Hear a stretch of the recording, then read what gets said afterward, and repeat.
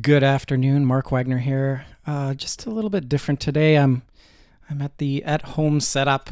It's the way she goes sometimes. We have all these things we're juggling. You just try and make everything work.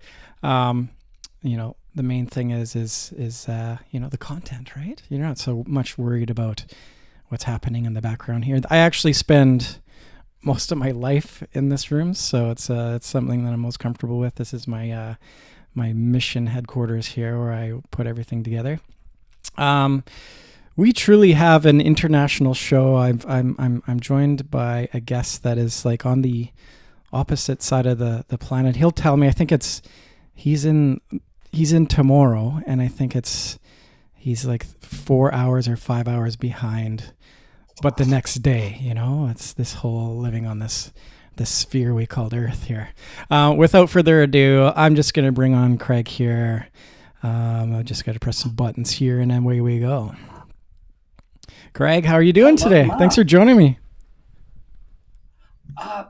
Thanks for that, Mark. But no, I'm not here today. I'm here tomorrow. You are. It's weird. You're here in the future. Craig is joining me from the future. Well, why wait until today if you can have it tomorrow? And That's right. So, hey, I'm going to keep in touch with you. So if there's anything that like comes up, you can, give me the heads up, and then I'm aware that it's going to happen. Lotto numbers would be great if you get some lottery numbers. I'll let you sort of introduce yourself and what you're all about, and without me butchering that for you, I'll let you take it away, Craig. Certainly, Mark. Well, I've been in the M&A business now for about 25 years. Yeah. So that's where my history. Well, we are mixing it up here, Mark. There, you're green here now. That's my bad. See, the technical. You keep going, and I'll change that. We're all green. But yes, I've spent 25 years in the mergers and acquisitions arena. And in 2025, I decided that I've spent 15 years in the health environment. 2025, I decided to get involved with dental because I found that there was a big issue with the dental arena. And that is that the dental professionals and the founders are excellent at what they do. The issue is they're not trained in business. They're not business professionals. They are highly skilled professionals in the dental arena. And one of the big issues with that is their business isn't optimized. Their business isn't running as well as what it should be, and it doesn't look as good as what it could be for when they need to exit. And every business has to have an exit at some stage. It's just the way it is. Humans only last so long, and then we wear out. So you need to have a plan for your exit. I really feel that too. I feel like I'm wearing out as time goes along. You're looking okay so far, Mark. Oh, I appreciate that. So what's if you can give like a top 3 challenges that you're facing on your front, like you're on the other side of the planet, just compare things to what's happening here in North America. What challenges are you seeing with all your clients? I tend to work on the smaller end of town because that's where the bigger challenges are. The mid and larger end of town, they've worked through the challenges. They've got a system that works. They've got a process that works. They've got the back end and the corporate behind them that know how to make things work. But the lower end of town, the 2-3 practice side of things, the 3-4 seat practices, they don't have the facilities to support them the best. So they don't have their own lawyer, they don't have their own accountant. They share all of these resources. And that's a problem because they may not have the best accountant for a dental practice. They may not have the best lawyer for a dental practice. They may not have the best lawyer that does exits for them as well. They may have the best accountant that does their taxes, But a business set up for taxes is not a business set up for exiting. Yeah. Yeah. No, So it's yeah. that back end that is the number one issue. Mm-hmm. And that's where I identified the biggest issue. So what I did was I went and set up a shared business group where I take care of all the back end for them. They concentrate on doing the dental and the clinical, and we run the back end for them so that they can get home at night and spend time with the kids and the family rather than having to work 11 hours a day, then go home and then work another 3 hours on the admin side of things. So that's the number one thing. The number two, I think I just mentioned as well, practices set themselves up for tax because they want the cash in their pocket rather than setting themselves up for an exit, which is where they make the biggest amount of cash they'll ever see in their entire life, if it's done right. Right. Right. The third thing is, how on earth do we exit and why? And that is a whole other subject. There's something called the 5Ds for business exits, and there's about 11 ways to exit a dental practice. And most of them only know of 2. Sure. Yeah. Awareness is a big problem. And that's where you come in. Yeah. Yeah. And you spoke to that too. Is like, yeah, every successful practice, there is somebody in the business center of the practice that's their job, whether that's an operations manager, a leader of some sort on that front, so that the clinicians can focus on doing the dental work. So, what is the situation down there for group practices? Is it a big, what percentage of the market down there is groups, DSOs? A large percentage, but the market is still quite fragmented here in Australia, as it is in New Zealand. Just in Melbourne, where I'm located, there's 1,276 2 to 3 seat practices that are standalone. 1,200. Oh yeah. Okay. Yeah. What's the population there? What is population? Population is just over 5 million here in Melbourne these days. Got it. Yeah. Got it. Yeah, that sounds about. That's the province of BC. It's we're sitting around 3,600 in BC, so it's underserved there in Melbourne. Then it is. There are lots of opportunities, and the problem is, in Australia, we're an island, and we're the biggest island in the world, but we are an island, and we just don't have enough people. Our birth rate is 1.2. Yeah. So you need 2.2 to have a growing population, and our birth rate is 1.2. We're not replacing ourselves. Yeah. We're not. We are yeah. not. Yeah. So we import people. The problem is we want to import great quality people with specialist skills, but those skills are also needed in other places as well. So we can't get all the skills. And we had a great chat just before we got on here. I'm sorry everybody missed it. I know. Let me Yeah. We just got into it way too early. That's fine, right? Give a little recap for people. We were talking about robots and AI and the introduction of those to fill people, in particular Australia. So you're okay over there in the US. You've got lots of people. But here in Australia, where we can't get enough people, to fill positions there that can work and make up the gap. Yeah. That is an opportunity, and that's something that's going to be taking place in the next 18 months. It's already started. It's already started. Chatting with a friend of mine the other day, and he does robots for cleaning hotels. And these little robots, not only do they actually go and clean themselves, empty themselves, they refill their cleaning products themselves. They talk to the elevator so they can go up and down floors. They don't have to reach up and press a button like us. Yeah. We're already starting to do this. And it's going to happen in dental as well. And here, like it's gonna just be commonplace. Like I was just in Arizona, and driverless cars, like it's happening.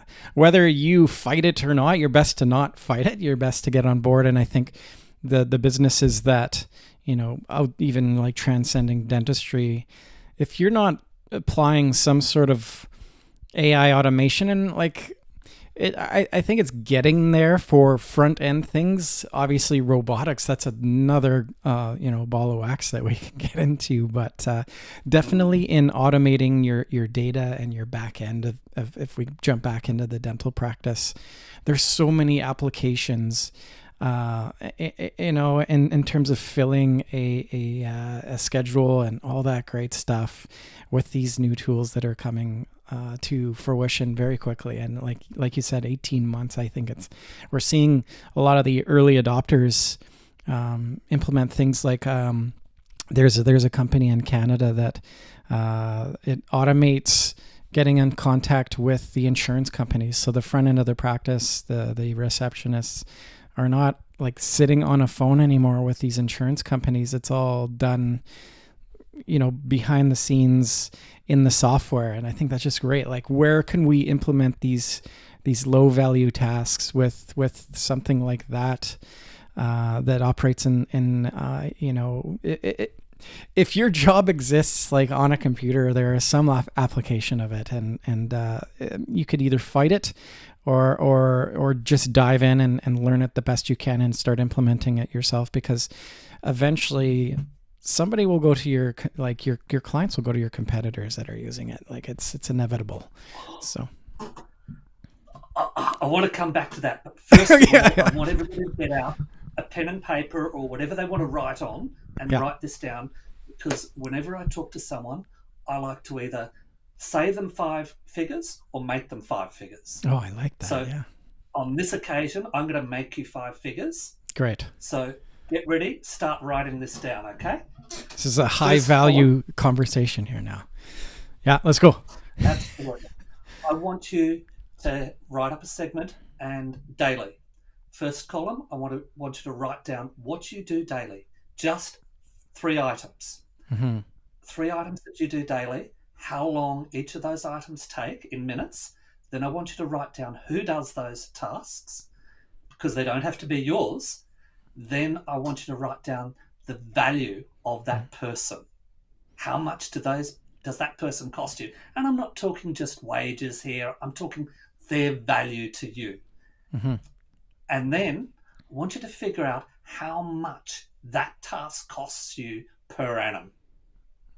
Then look at that and think, okay, is that worth fixing? Yeah. Then you need to get on the line and fix that problem. And don't just be the only person in your practice to do this, because you don't see everything that's going on in your practice. I don't care how good you are as a manager, you don't see it. Everybody needs to do this task. Bring them all together and you think at how much you're going to save. And I guarantee it'll be more than 5 figures. That's a great idea. I really like that. From all the perspectives. Now, we double down on that. Let's double down on that. Oh, that's right. What do you do? Let's do it on a week as the next step. Then do it on a month. Then do it on a quarter. Yeah. There you go. That's just made this whole conversation worthwhile for your guests today, Mark. There you go, Craig. That's it for today, right? I'm just kidding.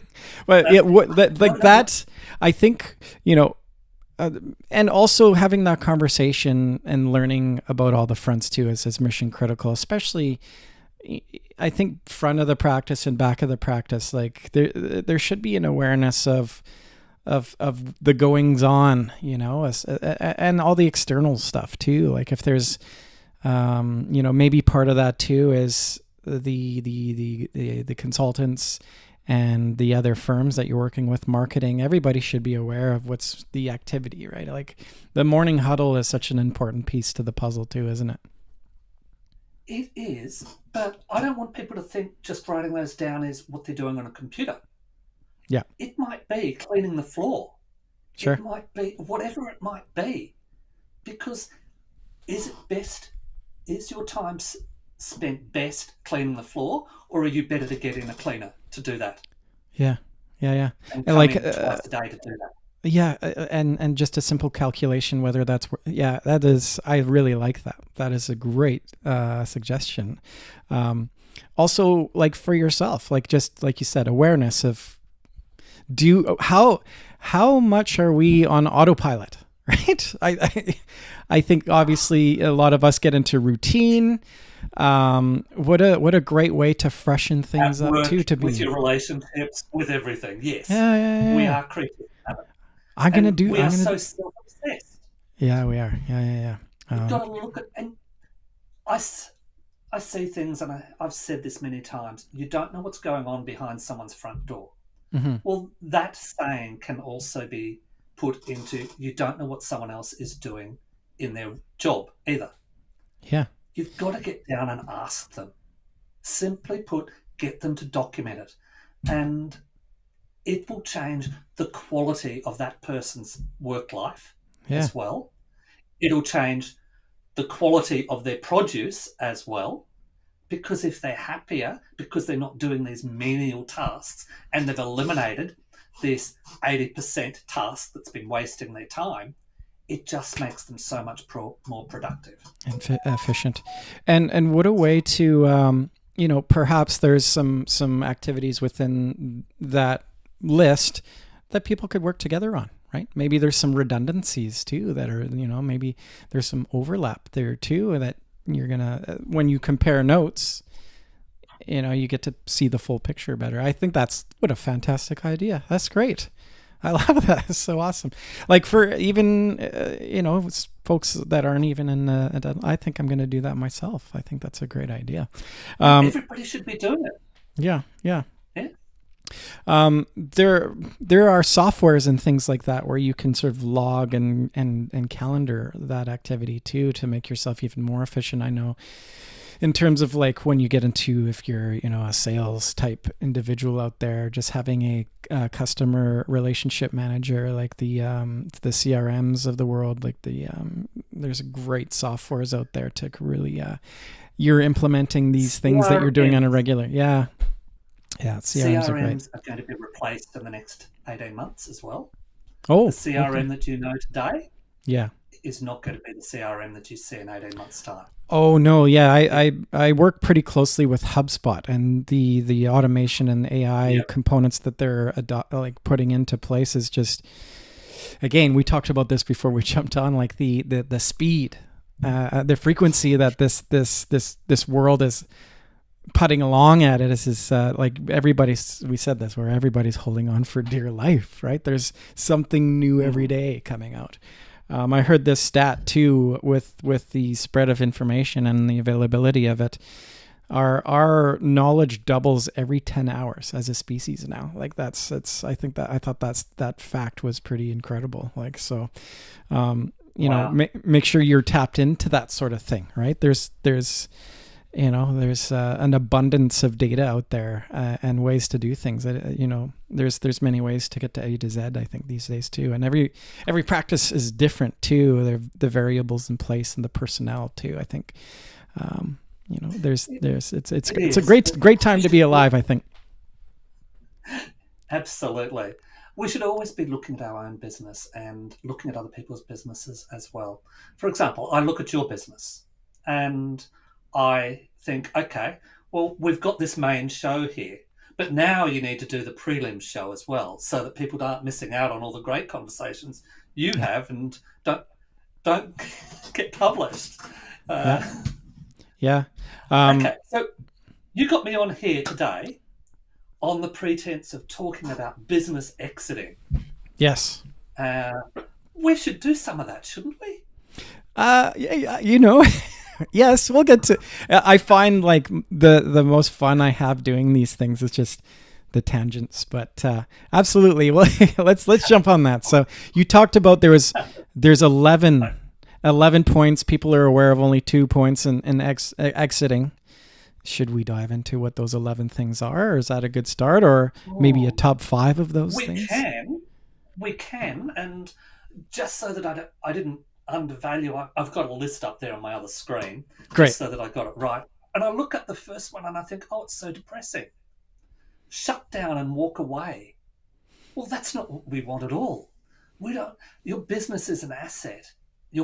And it's an asset that supports your vendors, your clients, your staff. There's a whole ecosystem around it. We don't want that option. And then you've got a distressed or fire sale. That's not a good thing either, because that means that you're not going to get the value of it. So I'm depressed already. Let's move across. That's on you. You're doing this to yourself at the moment. Yeah. We need to prepare. We need to prepare for a business exit. That's what we need to do so that we get the most value. Because there's another horrible thing out here that I've got on this screen, and I'm looking at this slide now, and it's just really depressing. The 5 Ds of business exits: death, disability, divorce, disagreement, and distress. Yeah. So I want to ask your people, when's that going to happen? When are one of those 5 things going to happen? When we roll the dice in life, right? The depressing dice roll. Yeah. To be prepared for that kind of thing, right? We just don't know when one of those 5 Ds is going to happen. So we need to get on the front foot. We need to prepare. And something else we were chatting about before we got on here was about the staff in the practice. They need to be part of this process as well. Their lives are heavily involved in this. Their kids, their family life, their holidays, they need to be part of this. And they deserve to be part of it. Well, so as a founder... And Craig too, like the point that I brought up too, we talked about this before we jumped on, is those folks, it's like the people make the practice too. So in that practice being successful in the future with that new owner, it's they should be involved with it. It just makes so much sense. And there's so many ways that they can be involved with it. As an employee, or I want a say. And the best way that I can have a say is, why don't I have some skin in the game? Why don't I have some money invested in this business? It doesn't have to be a lot. You may not get a big say, but you get a say and you get some of the profits back as well. It's a great way to go. Yeah. Have your people actually come to you and said, hey, I want to invest in your business? I'd be curious to see like how way to get them involved.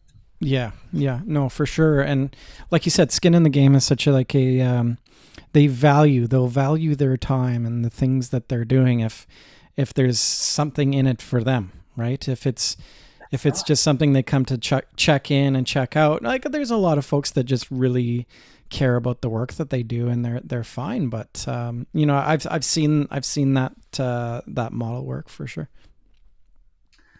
It all comes down to, I'm a big contracts person. You've got to have a good contract. It's like having a good fence with your neighbour. Yeah.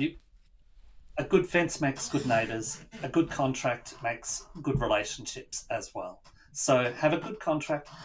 Invite your people to come on board and invest with you. They will work better.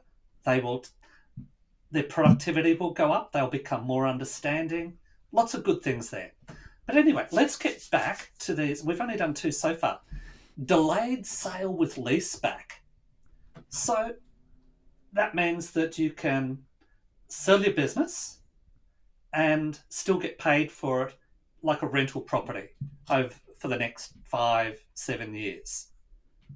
That's pretty good. That way you can retire and you can do whatever you want to do and still get paid an ongoing salary for a while. And if I'll add too, I when there's a complete transition to the new owner, and it's the lights, it's one and the other comes on board, there's a 30% drop in patient base too. So if you have the the original owner on and as an associate and have that sort of exit strategy, the transition of that patient base is that much better too. It's I've seen it time and time again, and I've spoken about this and seen it.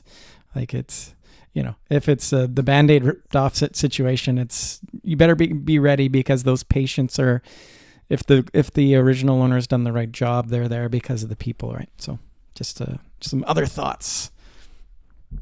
You didn't mention the loss of staff in that as well. There you go. Yeah, absolutely. That too. Yeah. Same story there. Yeah. And this is where it really starts to cut in to the profits. Yeah. And there's arrangements here with earnouts and things like that we'll cover here. If you're cutting into the profits over the first 2 to 3 years, well, that's cutting in to the money that's going to go into your back pocket that's being withheld by the buyer at this stage. And also too, just an awareness for the buyer too. Like that's something that's important. You want to thrive into the future, and that sort of transition is a healthy crossfade of one to the other. That just makes it does make a lot of sense. And if you've got your employees that are now in partnership with you, they're going to make sure that the customers have a great relationship. They're going to work to stay on board as well. None of these 11 options stand alone. Mm-hmm. You can blend and mix whatever suits your requirements and what is best for your staff, for your patients, and for your hip pocket as well. Yeah. A phased sale over time, so getting chunks over the next 5 to 7 years, that's a good way to go. We've already covered this one. Sell to an associate or an internal team. Yeah, I do love that one. I really do. Yeah, I think doesn't that work the best? There's different ways of doing that. If you sell it to your internal team and then you sell the business, they get shares in the new business, the new structure, the new ownership. So they're going to make money and make money again that way. Love that one. Yeah. Sell and stay on as an employee. Well, every buyer wants you to do that because you can't get enough qualified staff. So they want you to stay on as an employee. And if you say yes, well, great. That means that you get a salary, tick, and you get cash in your pocket from the sale, tick, and you probably don't have to work as many hours or many days either, not only because you've got rid of the admin and all of that sort of stuff, because you can negotiate your own ticket. And say, and like maybe picking up working 3 days and maybe picking up the dentistry that you want to do too, right? There's a lot of that. Staying on as a mentor as well too. Like there's so many good reasons to stay on, and quitting cold turkey unless you've got like a healthy bucket of hobbies to do. You got to think about your long-term health as well. I think, if there's anything that I've learned personally, like seeing my dad retire and sell his business like cold turkey, you lose your mental faculties too. It's like if you're staying on working 3 days a week and doing the work that you want to do, that just sounds, it seems like a good situation to me. Since you brought that subject up, I do dental roll-ups. So I package up 30 dental practices and with founders, and I do it in a co-op arrangement, which means that they own the businesses the whole time. So I don't ever own the businesses. But I was working with a guy in the US, and he does HVAC roll-ups, and he sold his business for $368 million to his son. Yeah. And he decided that he would just sit in the office, and he was there 6 months, this guy, after he sold his business. And his son came in and tapped him on the shoulder and said, "Dad, get out. You need to go and get a life." Yeah. You don't own this business. It's my business. Get out. Yeah. So now they've got another business together. You've got to have an understanding of when you go to exit. And the very first, the reason I brought up with what I do, I don't ask people if they want to sell their business. I don't ask people if they want to exit. The first question I ask people is, what are they doing 2 years after they exit? Yeah. Right. That's right. the question I ask. Yeah. If they do not have a plan for what they're doing 2 years after they exit, they shouldn't exit. I agree. Because I they agree. will get lost. This mate of mine who got the tap on the shoulder by his son to get out, he didn't have a plan. Yeah, right. And Yeah. his son had to force him into a plan. And now they going gangbusters together in their own business together. So Amazing. they've got the original, his son's got the original, which his wife runs, and now they do their own business. But you've got to have a plan. Otherwise, for health reasons, it's no good. Yeah. How are you going to occupy your time, right? And you can golf every day, right? Don't be in a situation where you're just going to be parked somewhere and sitting and reading a book or something. I don't know, or fixed a TV. You got to keep busy, and that includes you up and moving and interacting with people. I think we start to lose ourselves as soon as we start to lose purpose in life. I think. So if you can maintain that, maybe you're, on board with some charity work. I don't know. I'm just spitballing thoughts, but I've seen it time and time again where folks, if they've lost purpose, it's sort of, it eats into their character a little bit, you could go and set up a podcast on mental health as an example. There you go. You've already done that, haven't you, Mark? I've got one. I should I retire now though? There you go. I got a little ways. I got to do a few more episodes. But, yeah. So we've still got 5 more to go. We've only done 6 so far. Rock and roll. Let's get going. Absentee ownership. This is where you get on a plane, you go on a cruise, you've got all your systems set up, you've been through the list of what's chewing up your time per day, per week, per month. You've got all those fixed up. You've got your systems all documented. You've got your robot in there, and things are just happening nice and smooth. You're out cruising around. That's not bad either. Yeah. Sell and walk away. Well, I think we've just covered that one really, and that isn't really good for you. I'll be the devil's advocate because it's just fun. What about walking away in a situation where it's just not working? It's not healthy for that individual anymore. Maybe it's the right reason. Sorry, go ahead. Yeah, that'd fit under the 5 Ds. Distress. Got it. There you go. So that distress could be finance. It could be personal stuff. Yeah. But distress is one where people just, no, got to get out now. And maybe they aren't doing the business any service anymore. Like there's no passion in it anymore, and they're not it's kind of dwindling and losing value because of it. Yeah. Well, come back to me for a sec because it's all about me, of course. I said that I'm doing dental roll-ups. Yeah. Now, most people when they do dental roll-ups or dental M&As and things like this, they go looking for the old baby boomers that are getting out because they're over 60 and blah, blah, blah. I don't like those people. They're not my people. I'm too excited about what I'm doing. My demographic is the 32 to 38-year-olds. Okay. And why is that? Because they've got so much debt. They're debt loaded. Well, yes, but they see vision. They have ambition. They have a future plan. It hasn't been beaten out of them yet.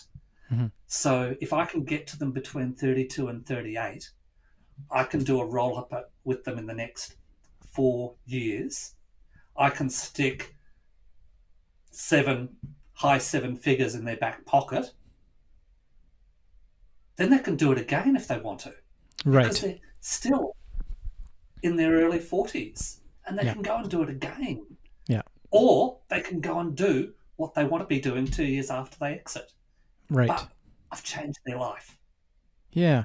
And To that's yeah, where their dreams come true. to restart too, and maybe doing it the way that they wanted to start things off in the beginning, having so much more knowledge in the game too.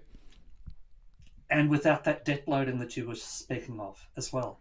Yeah, So right. my demographic is the 32 to 38-year-olds because I like dealing with passionate people that see a future. And I can sell their business, their one business, I can sell it 2 or 3 times through a different technique that we're not talking about today because we haven't got enough time. And that's your secret sauce, isn't it? You're not going to reveal the secret sauce. Oh, no, right. I'm happy to reveal it. Yeah. Absolutely. We just don't have enough time. There you go. Right. So, okay, merge with a competitor. Okay, why is that so good? Well, there's a term that people use and nobody really understands it, and it's called EBITDA. And they throw in EBITDA and then they throw in another word called multiples. And they don't understand that either. But they know that those words are important and they compare that with someone else. And yeah. So, merge with a competitor. Simple fact is there's private equity firms out there and people and family firms and things like that with lots of money. About $9.2 trillion worth in actual fact right now. And the issue is they need to invest that money. The problem that they have is under their restrictions and their guidelines, they've got 10 years from start to finish with a project. So the first 3 years is acquisitions. The next 3 to 4 years is making things work. And the following few years is how do we sell this thing and get rid of it? So it's a 10-year cycle that they've got. And if they don't get their money back, well, hell's to pay. So they've got to get their money back to the investors. They've got 10 years. That's it. So the essence of it is they will pay for less complications, better systems, and better processes.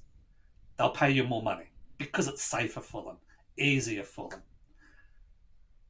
The bigger the organisation is, the more money they can pay and invest, the more money they'll get back later on. So they prefer bigger organisations. But there are these PE companies and these investors are in 5 different tiers and they work as an ecosystem. So you can move up this pyramid, so to speak, so that you can pass the deal on to the next level up and they'll just keep making money. Now we're getting into the part that I said we didn't have time for today. But anyway, the essence of it is the bigger you are, the more money they will pay you on this multiples, the more valuable it will be. They will multiply your annual income by a multiple and they will pay you more money. If you're small, they won't pay you as much money. If you're medium, they'll pay you a lot more money. If you're huge, they'll pay you a hell of a lot more money. Yeah. So that's the essence of it. That's the benefit of merging with a competitor. And honestly, I'm not brilliant at everything. There are people out there that I have to work with to make me better. And that's the same as your business. Absolutely. If your business is good at something, if you've got a competitor, they're probably good at something else as well. Together, you're stronger. And I think, it's a real time for collaboration. It really is. Like, it's fine to be competitive. And obviously we have some competitors just by sheer nature. But honestly, we can't do everything on our own. You shouldn't, because you'll go bananas unless that's something that you enjoy. Arguably, you can be an amazing owner and still. I think the amazing owners realize that they need a great team, and then B, outside influence, whether that is like somebody like yourself or myself or a great study club, or the folks that are winning are going and taking all the CE and growing the scope of practice and that kind of thing and that nature. So yeah, I it's great. I like setting up little teams out there, like and part of that is being honest with yourself too, right? And it's the ones that aren't pointing fingers and blaming everyone else for their problems. It's the solutions-based people. It's the people that are getting their team to write down what they're doing on a day-to-day and really analyzing that as a whole of their business. I think that's what a great way to start it out, right? It's also about creating opportunities.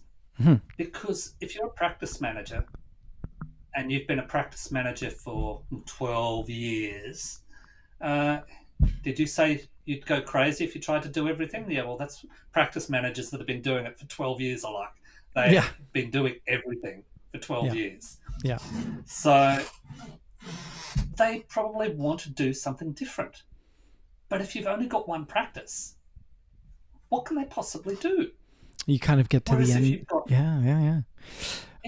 There's a couple. Two, yep. 3, 5. That makes a whole new world. Mm-hmm.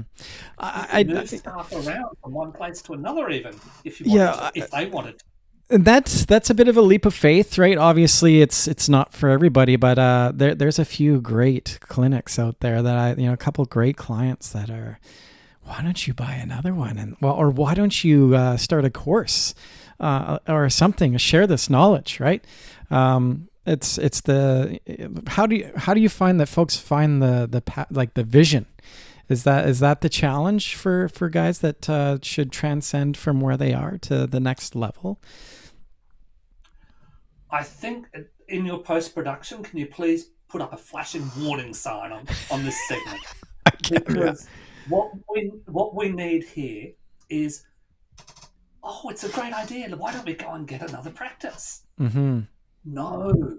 Is your practice working properly first? Right. Have you got all the systems and processes in place? Yep. Can you go away on long holidays? Yep. If you haven't got your practice working, do not even think about getting another practice. Yeah, and you should know. It should be just like that flow state.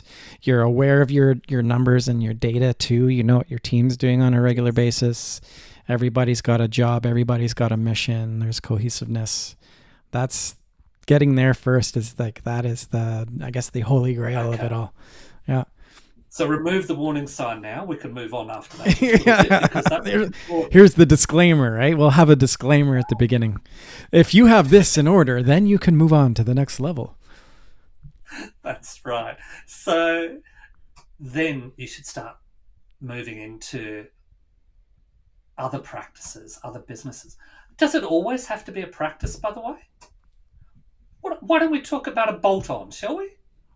Let's do it. Why don't we talk about what's a bolt-on? Well, it's not another practice. It's something that complements your practice. Mm-hmm. So are you a founder that has found that he's always on his knees working under a desk fixing computers and showing people how to do it and you've got the best Wi-Fi and tablets for people to sit down with, keep themselves entertained, which have nice little ads on them as they go through? Do you have an interest in that? Well, why don't you go and look at a bolt-on of an IT company? Mm. Now, there are always health IT companies out there specialising in dental, specialising in aged care, specialising in all these different things. Go and find one of those, add that onto your business as well, and that way you've got ins to other practices as well. Yeah. You've now got a relationship with them. I've got a great example of this, Craig. A client out in the province of Alberta.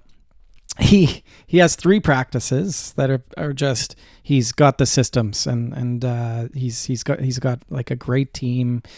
He's brought in the right consultants and the right people to establish that. And he has a dental solutions company called Toothy, which is a compliance software. It's like an all one shop compliance. And he also bolted on to his practice. He has a brewery. Like it's just It is right next door to the practice. It is my favorite practice to visit because you go get your dental work done, and like literally attached to the same building as a brewery. So there you go. I'm sure that isn't where I was going, Mark. Yeah, you know, do you like beer? Yes. Well, there you go. Okay. Right? Yeah. So that was a lifestyle bolt on. There Okay, you go. there you go. I'm going to steal that story. You That's should definitely I'm stealing absolutely. that one. You're burrowing. I'm gonna get her back. No, but like seriously, that's and he's loving it, and he's actually gonna sell it all off, and he's moving to your neck of the woods. Believe it or not, Craig. Dr. Derek Nordstrom. Oh, there you He's go. planning on moving on to Australia. So there you go.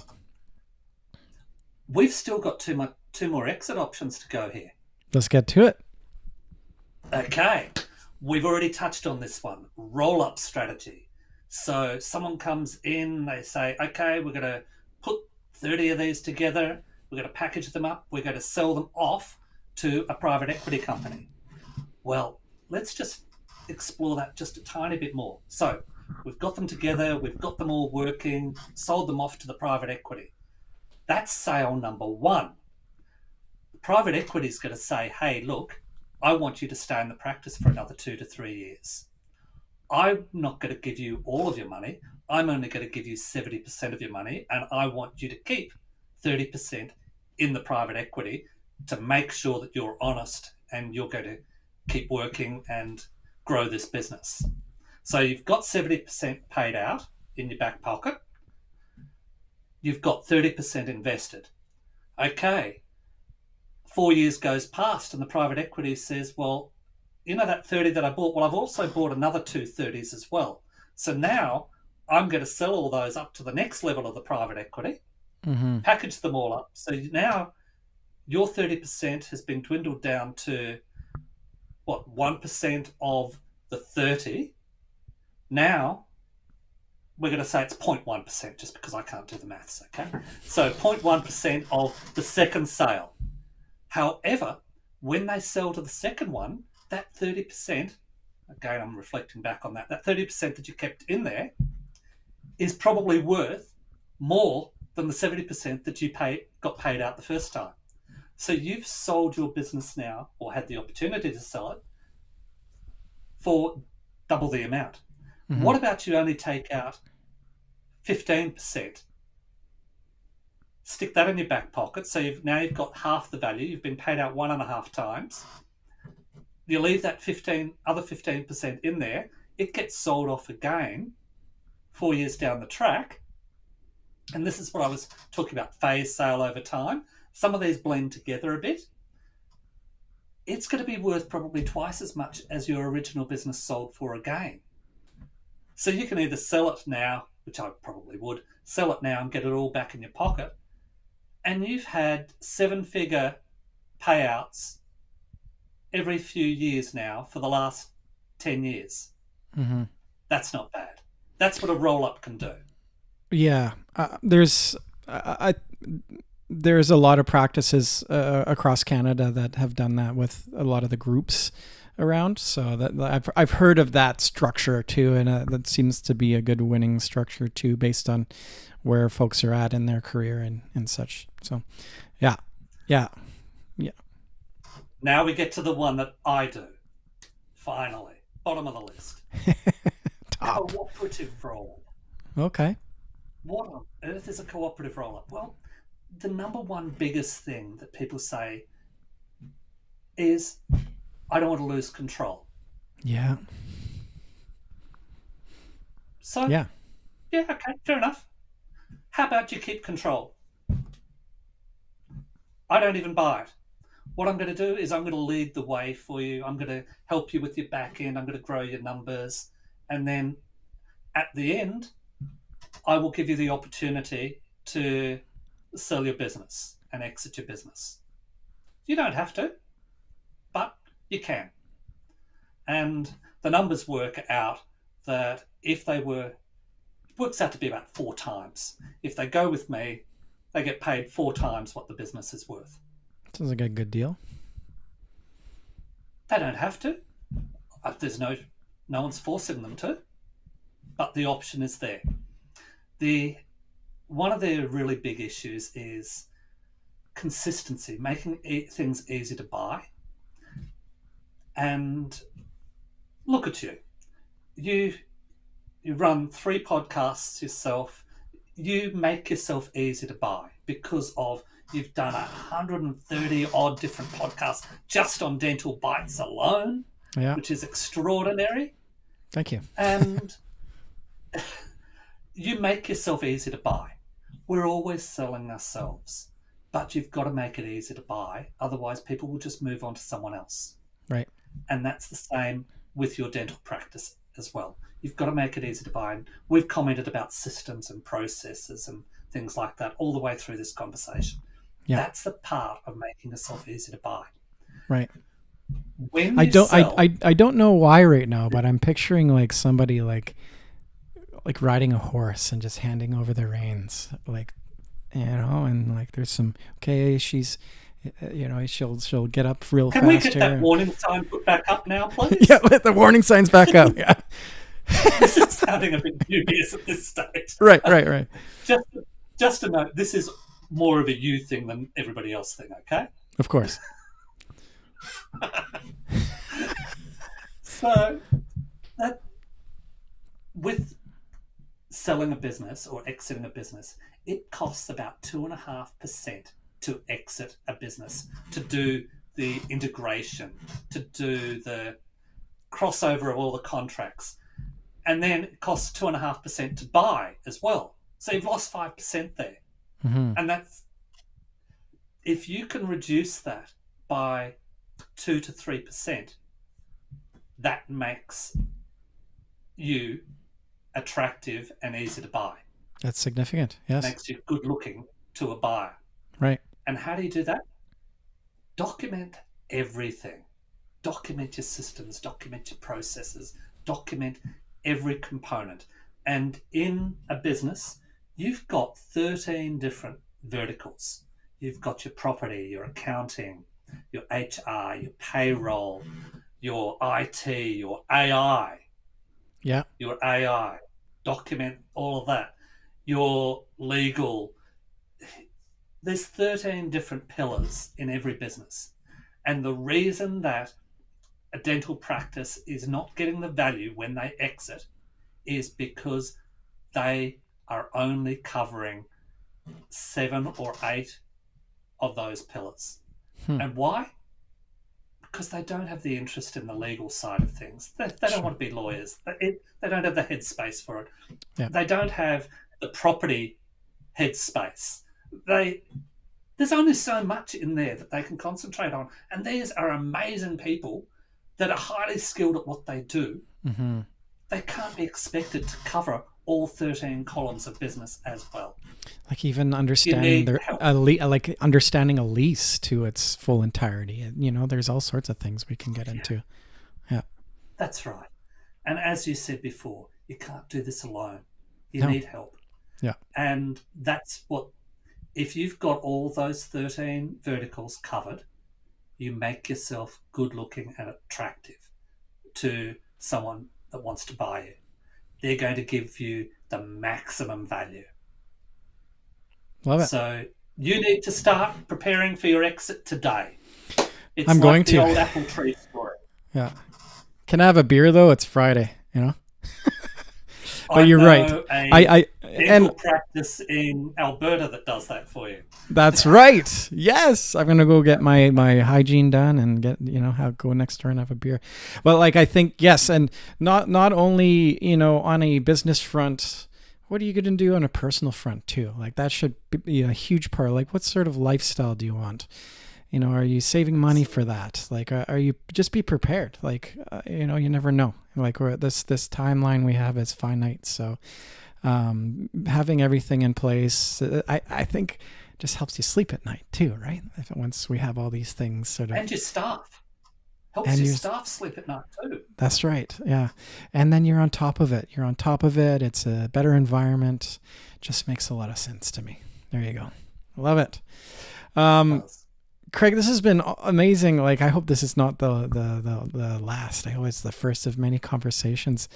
What else is top of mind for you right now? Like, what's we dove into AI as being such a major thing to pay attention to, no matter what you're doing, like walk of life wise. But what else? Like, what else is top of mind for you, and what are you finding fascinating out there right now? I think what I'm finding fascinating out there right now all comes back to AI at this stage, the potential of what that's doing. Now, I've done many presentations on AI around the world on podcasts, and the different revenue streams that AI is going to create, such as home kits, home dental kits. What? It's where you get on, you stick it, you go to your dentist and you say, oh, okay, I need to do, you're scheduled for a observation. So they come in, they pick up the kit, they take it home, they do the scan themselves. Dental monitoring. And have you heard of dental monitoring? That's like, they do their family. Yeah.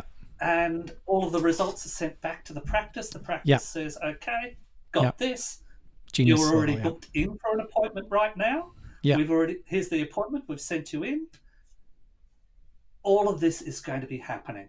Yeah. And it's not just going to be about sticking a camera in a mouth. It's going to be about your snoring, your breathing, all of this sort of stuff. Yeah. And doing in-home practices. We spoke of a game. I can't believe people didn't tune in early to this conversation. I know, right? But again, we spoke of dental practices. Why do they only work 7 a.m. to 6 p.m.? 11 hours is not long enough. People want to go to a dentist at different times. Yeah. And of course, a lot of dental practices are in shopping malls and things like that. So those are restricted. But other ones, they have the opportunity to work out of hours. Where are they going to get their dental practitioners from? Oh, I know. They're going to get them from the ones that are closed, that can't do the after hours work because the shopping mall's closed. Yeah. So recruit those people in to do some after hours work for you as well. Keep those chairs rotating through, increase your revenue. Oh, there's just so much. There really is. Yeah, we could go on, and as I said, I'd love to get back to you and have a discussion on this cooperative roll-up stuff. Absolutely, because that requires a whole new talk, and it is going to blow people's minds. There you go. This will be that's what I'm excited about. Part 2. I like to think of myself as the dream maker because I make the dreams of the founders, I make the dreams of the buyers, I make the dreams of the staff come true. And that's what I'm excited about. That's bold, and I love it, and I can feel it. I believe you. So, are you working with folks in North? You said you are working with folks in North America, and like, what does that look like? Well, it was an accident. It was simply an accident. Is it the product of doing the right thing? Like, that's kind of how these things kind of play out sometimes, isn't it? It is, and I was doing a podcast back at the beginning of the year, and the guy said to me, he said, Craig, what are we doing here right now? I said, I'm sorry. I said, didn't you realize? I said, you're in the middle of a job interview. I said, I'm looking for great people around the world. I said, and I use the podcast as a way of meeting people and interviewing them to see whether they're going to come on board and work with me or not. There you go. Continue. I'm on. Did I Pat? Can I have the job, Craig? Am I on board? I've read your bio, Mark. You haven't got time. You're way too busy helping so many people. It's true. It's amazing what you do. Yeah, I'm busy. But I was interviewing a guy in Dallas, and this guy had done some M&As on hospitals and various other things in the health arena. And I got back to him the next day. I said, hey, let's book another appointment for today and let's catch up. I said, I've got an idea. I said, I'm doing dental roll-ups here in Melbourne in Australia. But I said, I really liked talking with you. I said, you've got the skills to be able to do what I'm doing. I said, you just don't have the plan and the structure to do what I'm doing. And I said, so, and I went away, fine, let's table this, we'll have it. And I went away and I spent the next 2 weeks building up the plan for Texas and the US and how to do this. And because it's a whole different buy box over there. Oh yeah. They're just so much bigger. Oh, so I much guess. bigger Yeah. than what Yeah. It's like 10x Canada, so right? It's the same situation. Yeah. it worked out to be 8x. Yeah, Okay. 8x was the. Yeah. So, yes, I had to change things and went back to him and I said, look, this is what I've got and this is how we can do it. So, yeah, it looks like we're doing stuff in Dallas. Cool. And then I've got another outstanding email here at the moment, and I've got someone in Ireland who's pressuring me this stage. And I said, but for me, the time zones, they're totally different time zones. But Ireland's got Guinness. Like, come on. Frosty pints. They got all the frosty pints stuff. Well, we're looking at London in actual fact. So we've moved forward. Ireland wasn't enough. And yesterday, I had another request for New Zealand. That makes sense. That appointment in for Monday. That makes sense, yeah. So now I've got to take myself out of Melbourne, replace myself, and I've got to start looking at the global situation. Cool. Now, this all started because I wanted to do something here in Melbourne. Make it easy on myself, local, all of that sort of stuff. Well, yeah, okay, that plan's shot, isn't it? That's fun though. You've created opportunity. That's a pretty great thing. And then having the luxury to, wherever that journey might take you, you're presented with A, B, and C, and you get to pick A, B, and C. That is a luxury that a lot of people don't have. So there you go. It's awesome. Good for you. It is. It was about creating a system, Mm-hmm. and the biggest objection to the system was from the dental practitioners and the founders was losing control. Yes. And I was able to solve that problem. Arguably, how many of them already didn't have control? Right? Oh, slap. It's just an honest observation that I see. Yes. And just being realistic with yourself. I think, like if it comes down to just, are you really aware of what's going on in your practice? And arguably, you might have a good percentage of that. I think a lot of the ones that are more successful have a really good picture of how everything's going. But I think that's the name of the game. And I slapped you back, Mark. What did you classify as success? Success? These people are incredibly well trained. They're Mm-hmm. highly skilled at what they do. They look after their customers so well. Is that not success? That is success as a dental practitioner. Yeah. But are you successful as a business person? Yeah. Yeah. You can just fooling yourself. Yeah, that's it. Like, and maybe you have some dreams with your line of work too. Maybe there's so much more that you can uncover that you don't even realize that's just laying before you. Getting in and getting control of your situation so that you can explore the bigger picture and enjoy your life and have purposeful work. I think that's the name of the game for me. I don't know, like I want to wake up every morning and feel like I'm moving the needle somewhere, right? If I feel like I'm just kind of putting in checking in and checking out time wise, that's a tough place to be, personally. I don't know. If you're in the same room doing the same thing every day, how are you supposed to see what the opportunities are that are out there for you? Yeah, precisely. The skills that these dental practitioners have are transferable. Yeah. They're transferable to a lot of different industries. Yeah. The thing is, if they step out of the practice, away from the chair, they're not getting the income coming in. Yeah. Well, where are you spending your time on per day? What repeat tasks are you doing per day, per week, per month, Yeah. per Yeah. quarter? Yeah. Fill that out and find out. It's a And great place to look me start, up. really. Let Yeah. me know. Let me Yeah. know your results. I'd love to hear them. There you go. That's a good segue, Craig. Like yeah, I'll obviously put all your contact information in the show notes here, but where should folks go if they want to seek you out? I go for LinkedIn.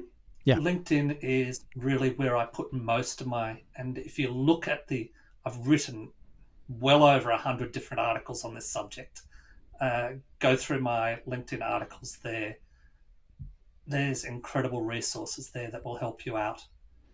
I don't have the bandwidth to focus in on all of the social media stuff out there. Yeah. Because I'm too busy helping people.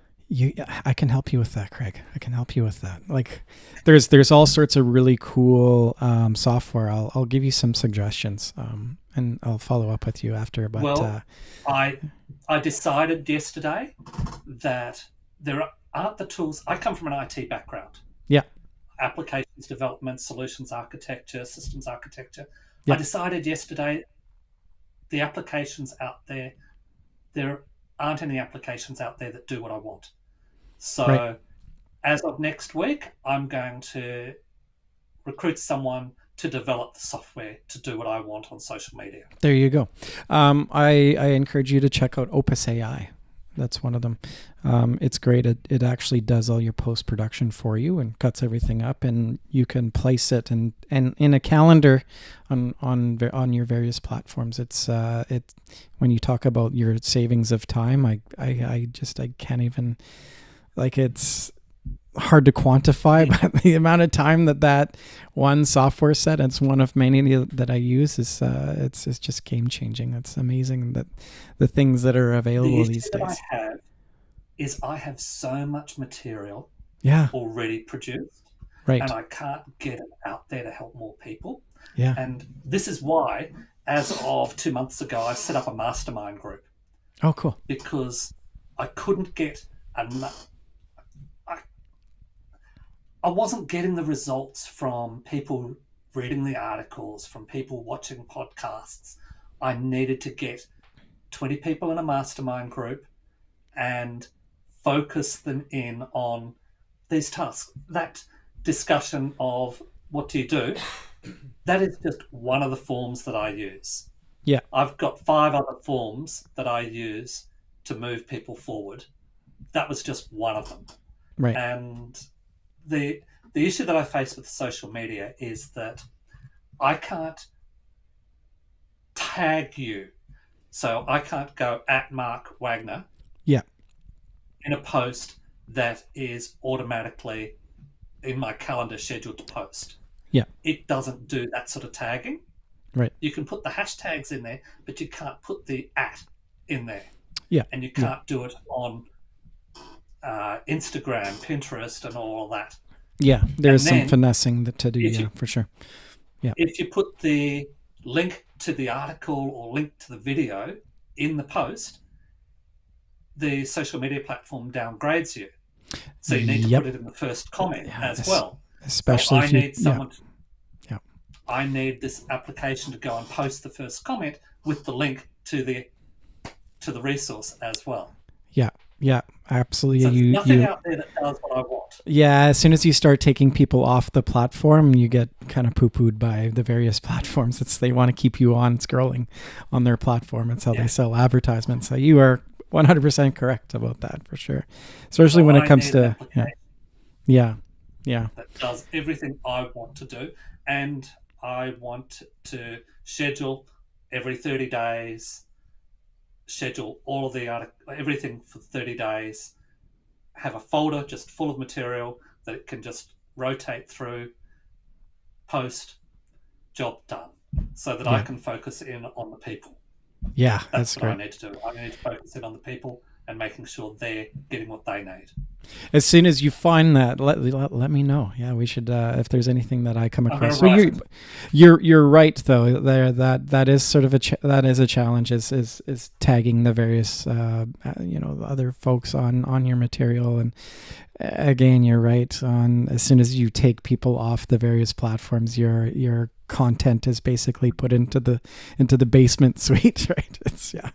It's kind of a pain, but yeah. If you have somebody, I will buy whatever you're having developed. That sounds like that's the game changer there. Lost patience yesterday. I've got the design in my head. I'll work it all out, give it off to the developer and say, here, I'll partner up and say, here, 50-50. I That's do the good. design, you do the coding. Yeah, Let's make it happen. I love it. I love it. And just apply AI in some form or some fashion, and away you go. And automate it. It's like such a time savings. Like there's I use Opus AI for that, but there's a lot of other content generating application to. I don't believe in letting the AI completely take over the content generation. As I just No, find I've got all the content I need yeah for myself. I make yeah. all the content. I've got so much content. I can never get it all out there, regrettably. Same here. I've got like probably 6 or 7 terabytes just of video, just sitting there. I just don't have the time to put it through the system, right? So, yeah. Awesome, Craig. This has been incredible. I hope we will do this again. We will do this again. It'd be nice to catch up with you and find out how life is going on the other side of the planet. And thanks again for your time. Welcome to the future. Yes, and I appreciate if you can shoot me over the lotto winning numbers for tomorrow. That would be great. And then, hey, we won't have to worry about anything. That's like we can do all sorts of other things if we have the funding of winning the lotto. Like what other things would you do, Mark? Okay, you've got that sorted. We're 2 years down the track now. What other things would you do? I think I would expand outside the niche of dental and get into a broad line, maybe a science podcast or expanding on sort of the medical field side of things, like and not being so niche. I think I'm capped where I am right now. So although I love and enjoy this conversation, and there's so many lovely people. I feel like there's more. I'm writing a book right now, so I'd probably spend more time writing. I'm writing a book with a friend. It's a sci-fi fantasy book, so it's going to be a 3-book series. Yeah, so there you go. I have so many. The problem with you, Mark, the problem with you and with myself is that 2 years down the track, we're just going to be taking on new projects. We're not going to be sitting on a boat somewhere, are we? No, I couldn't. In our DNA. I can't. Yeah, no, I can't sit. I just for sure. I couldn't do that. Yeah. The idea of not waking up and turning my light on in my mind and thinking and helping people solve problems. Like it's in my DNA. Right. If I'm not doing that or something on a creative level too, I need to create, like if I'm not, creating video, I'm playing music or whatever. We've finished this. This is just between you and I. And whoever's listening. Yeah. So let me tell you how the cooperative roll-up came about. Because you're talking about thinking and that sort of stuff. Yeah. Well, first thing I did when I got into dental when I came up with this, is I went off to my financier and I said, okay, what will you give me money for? They said health. I said, okay, what about dental? Yep, tick. Okay, fine. So then I went off to the private equity companies and I said, okay, what will you give me money for? And that dental. Well, again, just between you and me, it was private equity company number 9. But anyway, dental. So now I've got my front end and my back end sorted. This is just between us, okay? Yeah. So I've got my front end and my back end sorted. Well, it made it to the day where I had to put my signature on the piece of paper with the financier. Little red light went off in my head. Now, if you're going to be married to someone for 5 years, that little red light isn't going to get any smaller, is it? No.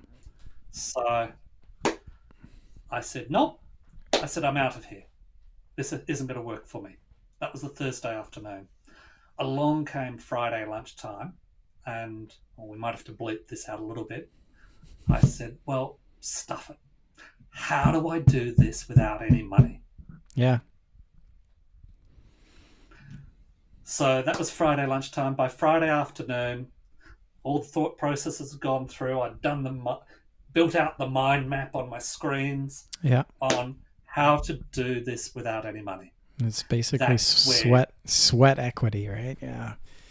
Yeah. Well, that's where the cooperative, because if they still own it all and they have full control over it, I don't have to invest any money in it. Mm-hmm. So I can do this without money. Yeah. And then you've got the shared business group over there that does the 13 pillars of business, which they subscribe to. So to relieve them of the pressure of the business side, they go into the shared business group. I get cash flow from that and build up their business, build up their numbers. No money required. So that thinking process that you were talking about, always happening. It really is. Yeah. And that's because I do business. I'm not a dental practitioner having to stay up with all the latest techniques, all the latest stuff that they have to deal with. How they do it, I have no idea. But they're exceptional in what they do. Yeah. I'm exceptional with what I do. Yeah. Yeah, it's a synergy. It really is. That's the value you're provide. Like that is the money that you provide. Is that creative juice for sure? Yeah, yeah. That's where I belong. That's all just between you and I and whoever's listening. Yes, of course. Yeah. And the world. Sorry. I feel like we can just gab on forever. This has been great. We will have to do another session. This has been an absolute pleasure, and what a great way to, for you starting, or what time is it for you? Like midday Saturday? What time? It is 9:16 a.m. tomorrow. What time is it there? We're 4:15 here, so it is. We're approaching Miller time, and so 17 hours ahead of you. Yeah. I could send a carrier pigeon with the numbers over to you. There you are. It's your smoke signals or whatever. Yeah. All right, we better close off here because we're just gonna get a little weird, So, again, Craig, thank you so much for your time, and we will be we'll be continuing to we'll be in touch here. So sounds good. Appreciate it. Thank you, Mark, for having me. You're welcome. I hope your audience survived this. Well, if they're not, hopefully they're a little entertained, right? That's what you can hope for. Awesome. Oh, they're wrong.